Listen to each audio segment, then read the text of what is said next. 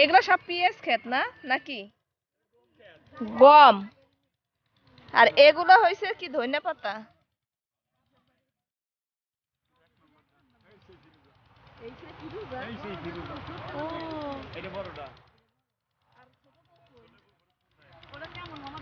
এই যে এটা হচ্ছে মেন রাস্তা, এখান থেকে আমরা ঢাকা থেকে আসলাম, একেবারে মানে রাস্তার সাথে।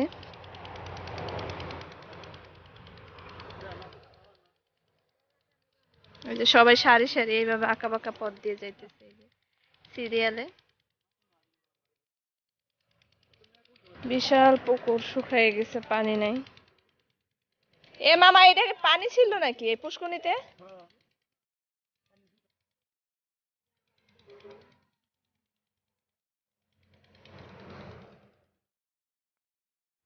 আল্লাহ, জঙ্গলের ভিতরে ঢুকলাম। আল্লাহ, এই অনেকদিন পরে একটা ইয়া দেখলাম, এই জিনিসটা আমি চিনি মামা। এই যে সরিষা ক্ষেত, ওয়াও।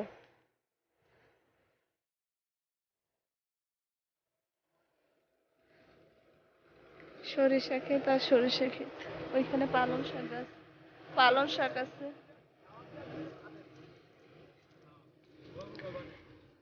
এই তো ভিডিও করতেছি আর হাঁটতেছি, সবাইকে একটু শেয়ার করি। ফরিদপুর হচ্ছে কাকার শ্বশুর বাড়ি, এখানে আমার কাকা অনেক জায়গা রাখছে, সেগুলো একটু শেয়ার করতেছি আপনাদের সাথে। এই যে ওইটা, এই আপা, ওইটা কি? ওইটা কি কপি নাকি ওই পালং শাক মনে হয় না? হ্যাঁ, মূলার শাক, তাই না?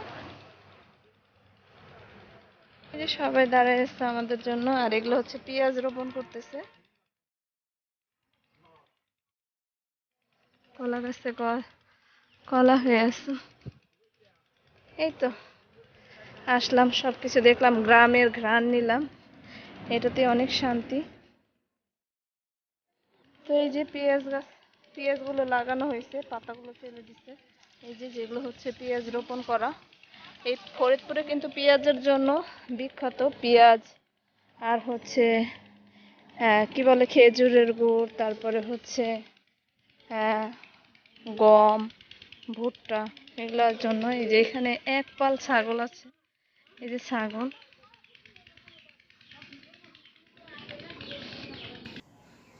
এখন হচ্ছে বিকেল টাইম, বিকেলের জন্য কিছু নাস্তা তৈরি করে দিব বাচ্চাদের। সেটা হচ্ছে কি করি সেটাই শেয়ার করি। তো এখানে আমি 2টা ডিম নিয়েছি আর নিয়েছি 2 প্যাকেট নুডলস। তো এখন শর্টকাটে ছেলে পেঁয়াজ গাছ লাগিয়েছে, সেখান থেকে পেঁয়াজ কালি হয়েছে, সে পেঁয়াজ কালি দিয়ে নুডলস খেতে চেয়েছে। তো আমি সেটা রান্না করার চেষ্টা করতেছি। এখানে টমেটো কেটে নিয়েছি, পেঁয়াজ আর হচ্ছে কাঁচামরিচ কেটে নিয়েছি, আর হচ্ছে এই যে গাছের পেঁয়াজ কালি। তো এটা দিয়ে আজকে ওদের নুডলসটা আমি রান্না করে দিব। নুডলসটা যেভাবে বিকেলবেলা শর্টকাটে রান্না করা যায় সেটাই রান্না করব, কেননা মন মানসিকতার অবস্থা খুবই খারাপ। সেটা তো সবার সাথে আমি শেয়ার করেছি, কেননা আমার ভিডিও দেওয়ার মতো মন মানসিকতা এখন নষ্ট হয়ে গেছে। যদিও তারপরও সব কিছুই হবে, তার সাথে সাথে তাল মিলিয়ে আমাদের সবাইকে চলতেও হবে, কিছু করার নেই। যাদের হায়াত নেই তাদেরকে তো আল্লাহ নিয়ে যাবে, এভাবে তো আমরাও একদিন চলে যাব। তো আমাদের সবাইকেই চলে যেতে হবে। তো কারোই থাকার সাধ্য নাই, কেউ যদি নাও চায় এই স্বাদ গ্রহণ করতে, এটা তাকে গ্রহণ করতেই হবে। মৃত্যুর স্বাদ এমন একটা জিনিস। যাই হোক, আবার সেই মৃত্যুর ভিতরে আসছি, কেননা আমি ছাড়তে পারতেছি না। কেন 3জন লোক 1 মাসের ভিতরে মারা গিয়েছে, তাদের কথা সব সময় কল্পনায় আসে, চিন্তা ভাবনায় চলে আসে। তো যাই হোক, আপনারা সবাই দোয়া করবেন আমার সেই খুব আপনজনদের জন্য, যারা মৃত্যুবরণ করেছে, তাদের যাতে আল্লাহ জান্নাতুল ফেরদৌস নসিব করে, সবার জন্য দোয়া করবেন। তো এই তো আমি ডিমটা আগে ভেজে নিয়েছি, কেননা ডিমটা যেহেতু একটু টমেটো দিব, একটু পেঁয়াজ কালি দিব, এই জন্য। তো এখানে আমি পেঁয়াজ আর কাঁচামরিচ হচ্ছে একটু হালকা ভেজে নেব, ভেজে তারপরে হচ্ছে আমার মতো করে আজকে নুডলসটা রান্না করতেছি। আমি কারো মতো করতেছি না, আমি আমার মতো, মানে আমার যেভাবে ইচ্ছা করতেছে আমি সেইভাবেই রান্না করতেছি। তো সবাই নিশ্চয়ই ভালোভাবে রান্না করতে পারে আমার থেকে, কিন্তু আমি যতটুকু পারি ততটুকুই শেয়ার করার, কিছুই না, যেহেতু মন ভালো নেই। তো এভাবেই বাচ্চাদের খাওয়াতে হবে, নিজেকেও খেতে হবে, বাঁচতে হবে, বাঁচতে হলে খেতেও হবে।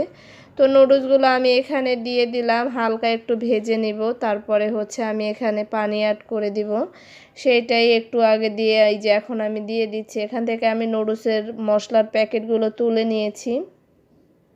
তো এখন হচ্ছে হালকা একটু ভেজে তারপরে হচ্ছে আমি রান্না করে নেব। এভাবে রান্না করলে খুব খেতে ভালো লাগে, এই জন্যই চাচ্ছি যে একটু কিভাবে মজা দিয়ে ওদের খাওয়ানো যায় সেই চেষ্টা করতেছি। পানিটা আমি এখানে অ্যাড করে দিলাম।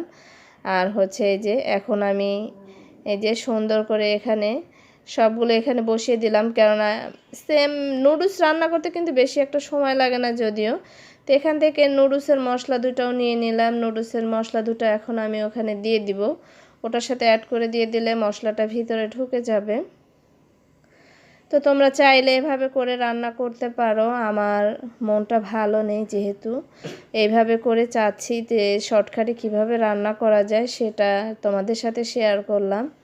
তো এই তো মশলাগুলো আমি এখানে অ্যাড করে দিলাম, সব নুডলসের ভিতরে মশলাগুলো ঢুকে যাবে। আর এবার শীতের কথা নাই বা বললাম, এবারের মতো শীত হয়তো বা আমার জীবনেও আমি আর কখনো দেখিনি।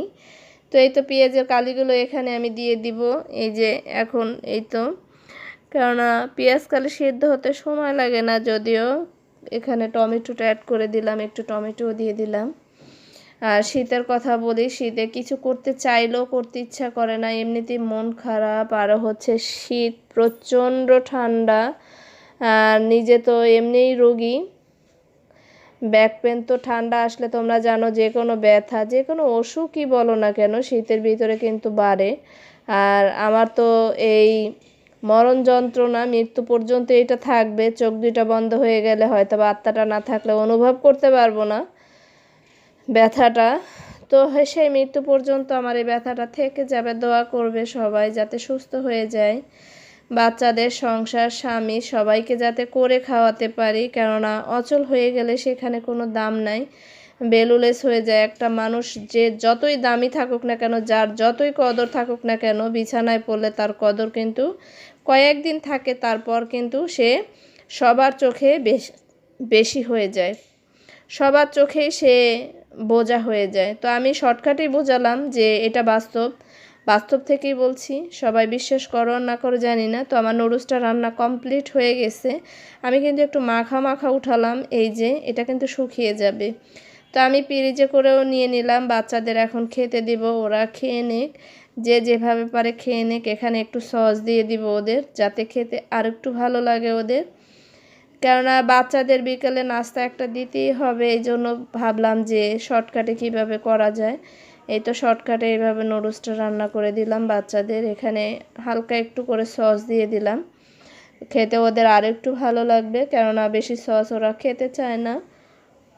তো দোয়া রাখবেন সবাই আমাদের জন্য, যাতে খুব তাড়াতাড়ি সুস্থ হয়ে সবার মাঝে খুব তাড়াতাড়ি ভিডিওগুলো নিয়ে আসতে পারি।